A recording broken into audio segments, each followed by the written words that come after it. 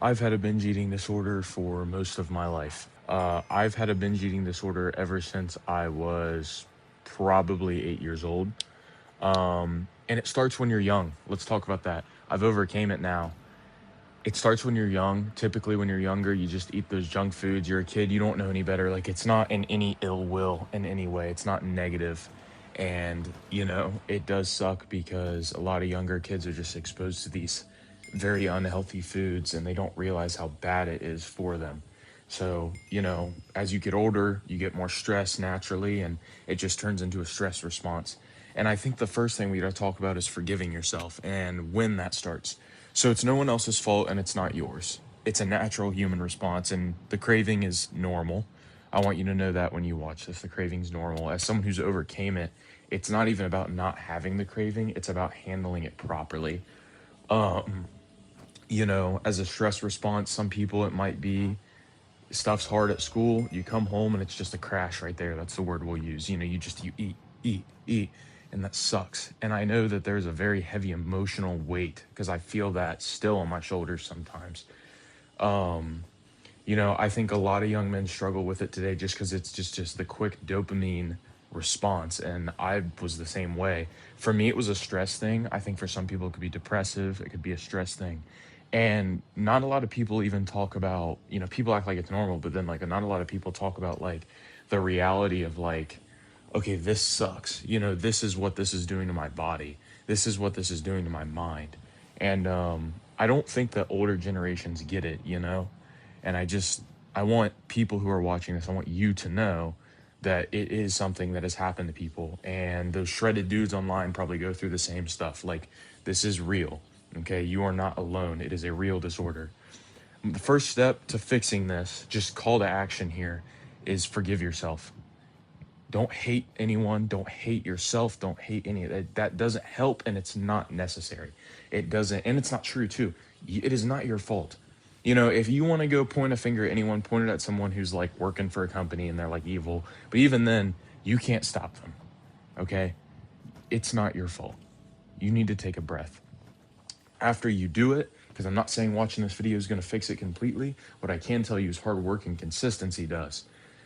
After you forgive yourself, take a deep breath. Maybe every time you do it, you do sit down and say, I'm still a human being. I still have value.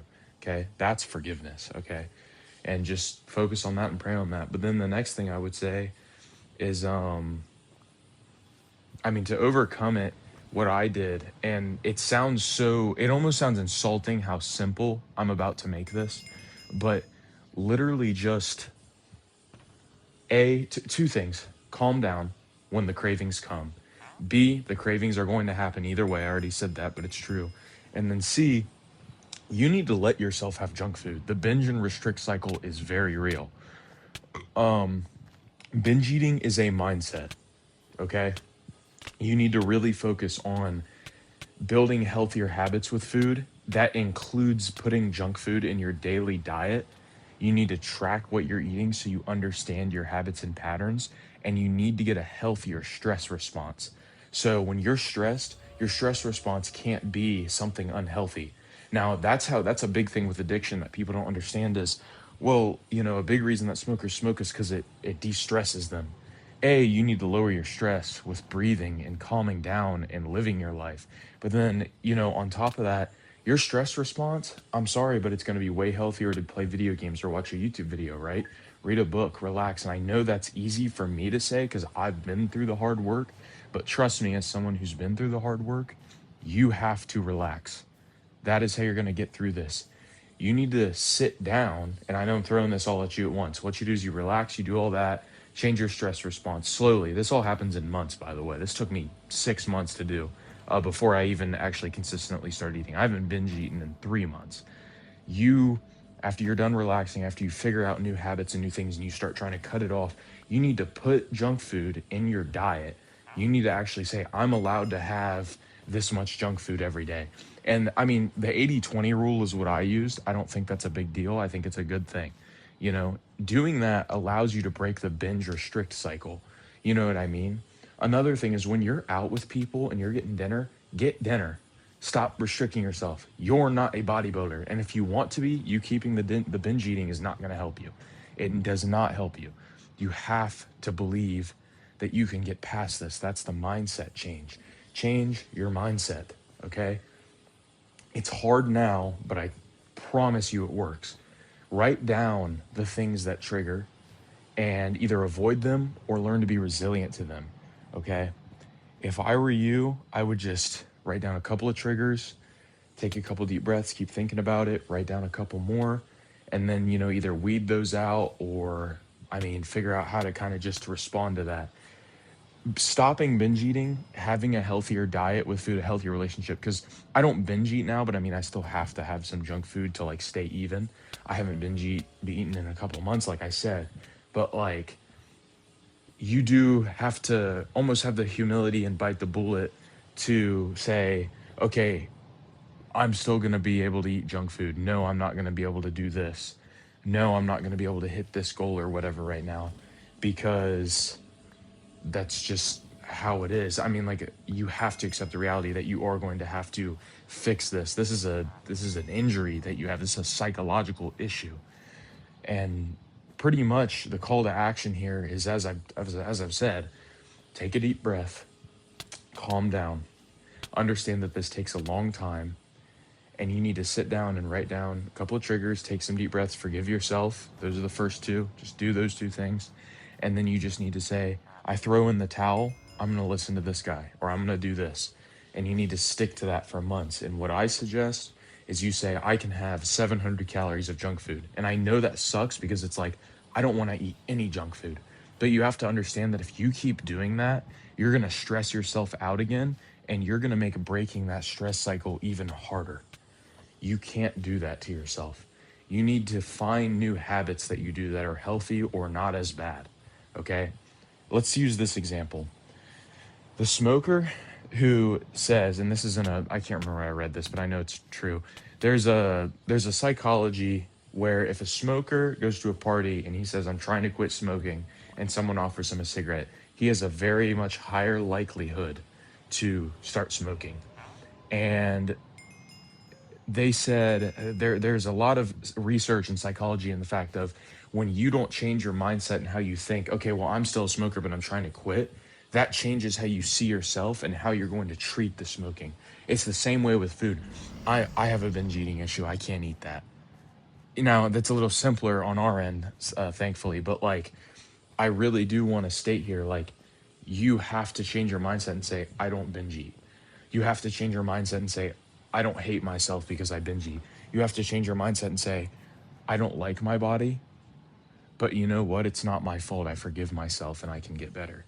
And then you need to almost kill your ego in a way and say, okay, I'm going to have to eat 700 calories of junk food a day because it gives me the room in my diet that I don't wake up tonight and eat. It gives me the calmness in my mind to sit down in the kitchen and be able to breathe and say, I'm allowed to have this. I'm allowed to have this junk food.